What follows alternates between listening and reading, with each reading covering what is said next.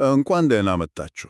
ዛሬ እንግዲህ በአፋር ክልል ስላሉት የአላሎ ቤድ ፍል ውሃዎች በጥልቀት እንወያያለን።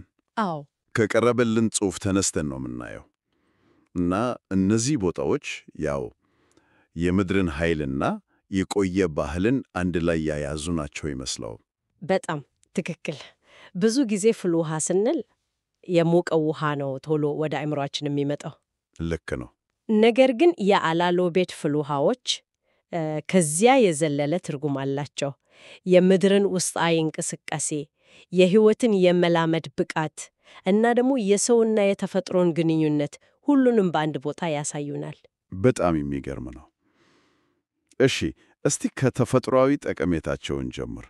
ጽሑፉ ላይ እንዳየነው እነዚህ ፍል ውሃዎች ከእሳተ ገሞራ እንቅስቃሴ አዎ እና ከምድር ነጣፍ መራራቅ ጋር የተያያዙ ናቸው ይላል።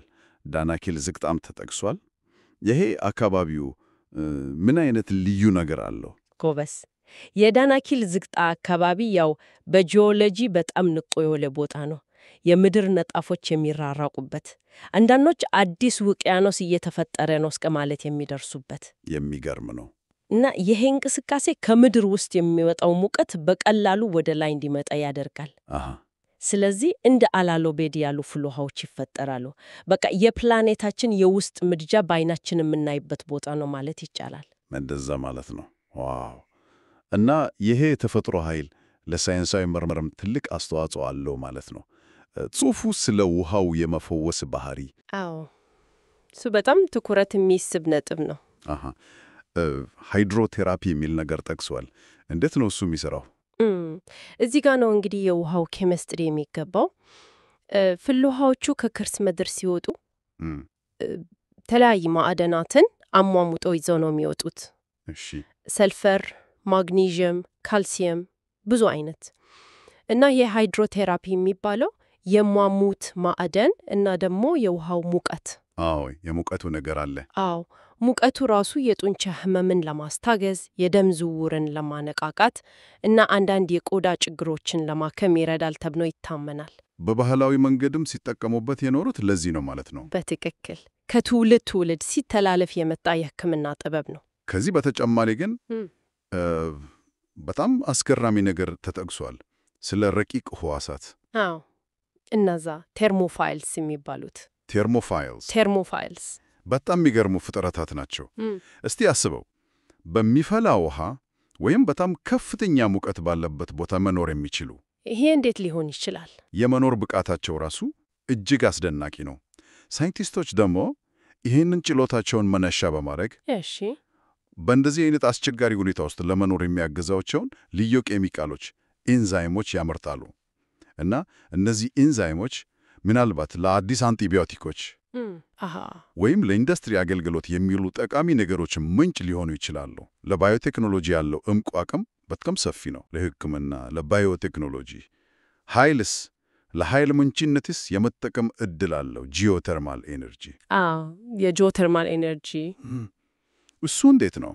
እንግዲህ እንደ አላሎ ቤድ ያሉ ፍል ውሃማ አካባቢዎች ማለት ከምድር ውስጥ የሚመነጨው ሙቀት ወደ ላይ በጣም የቀረበበት ቦታ ነው ማለት ነው። ልክ ነው። ስለዚህ ይህንን ሙቀት ተጠቅሞ ኤሌክትሪክ ማመንጨት ይቻላል፣ ወይም በቀጥታ ለፋብሪካዎች፣ ለህንፃ ማሞቂያ መጠቀም ይቻላል። በአላሎ ቤድ ተሞክሯል ይሄ ነገር? ጽሑፉ እንደሚጠቆመው ገና ሙሉ በሙሉ ስራ ላይ አልዋለም፣ ግን እምቅ አቁም አለ። ለወደፊት ያው እንደ ንጹህ የኃይል ምንጭ ትልቅ ተስፋ አለ። በጣም ጥሩ። እስካሁን ስለ ተፈጥሮ እና ሳይንስ አየን። እስቲ ወደ ባህላዊ ፋይዳውን ለፍ። ጽሑፉ ላይ ቅዱስ ስፍራዎች ናቸው ይላል። አዎ ይህ ምን ማለት ነው? ለአፋር ማህበረሰብ አላቸው ትርጉም ምንድን ነው? ለአካባቢው ማህበረሰብ፣ ለአፋሮች እነዚህ ፍል ውሃዎች የሞቀ ውሃ ምንጭ ብቻ አይደሉም። ከዛ በላይ ናቸው። አዎ ከመንፈሳዊ እምነታቸው ጋር፣ ከባህላዊ ስርዓቶቻቸው ጋር በጣም የተቆራረኑ ናቸው። እንዴት? ለምሳሌ ለመፈወስ ይጠቀሙባቸዋል። ለመንፈሳዊ ንጽህና ተለያዩ ባህላዊ ስነ ስርዓቶችን እዛ ያከናውናሉ። እና ይሄም ያሳየው ያው ማህበረሰቡ ከአካባቢው ተፈጥሮ ጋር ያለው ጥልቅ እና የተከበረ ግንኙነት ነው። በቀላሉ የቱሪስት መሰበቻ አይደለም፣ የህያው ባህል አካል ናቸው። ገባኝ። በጣም ስለዚህ ሁሉንም ስናጠቃልለው የአፋር አላውበይድ ፊልውሃዎች የተፈጥሮ ድንቅ ነገር ናቸው፣ የሳይንስ ላቦራቶሪ ናቸው፣ የባህል ማዕከል ናቸው፣ ደግሞም የወደፊት የሀብት ምንጭ ሊሆኑ ይችላሉ። በትክክል ሁሉንም የያዙ ናቸው። ጽሑፉም ይህንን ነው የሚያስገነዝበው። ከጂኦሎጂ እስከ ሕክምና፣ ከባዮቴክኖሎጂ እስከ ኢነርጂ፣ ከባህል እስከ ቱሪዝም ብዙ ዘርፎችን ያካትታሉ።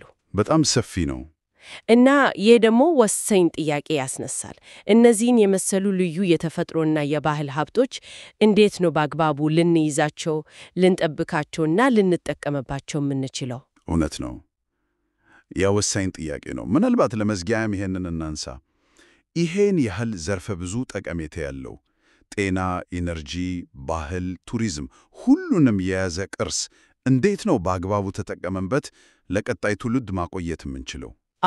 ምን አይነት የተቀናጀ አካሄድ፣ የጋራ ጥረት ያስፈልግ ይሆን? በጣም ከባድ ጥያቄ ነው፣ ግን መመለስ ያለበት ጥያቄ ነው። አዎ፣ ለቀጣይ ውይይትና ማሰላሰል የሚሆን ይመስለኛል።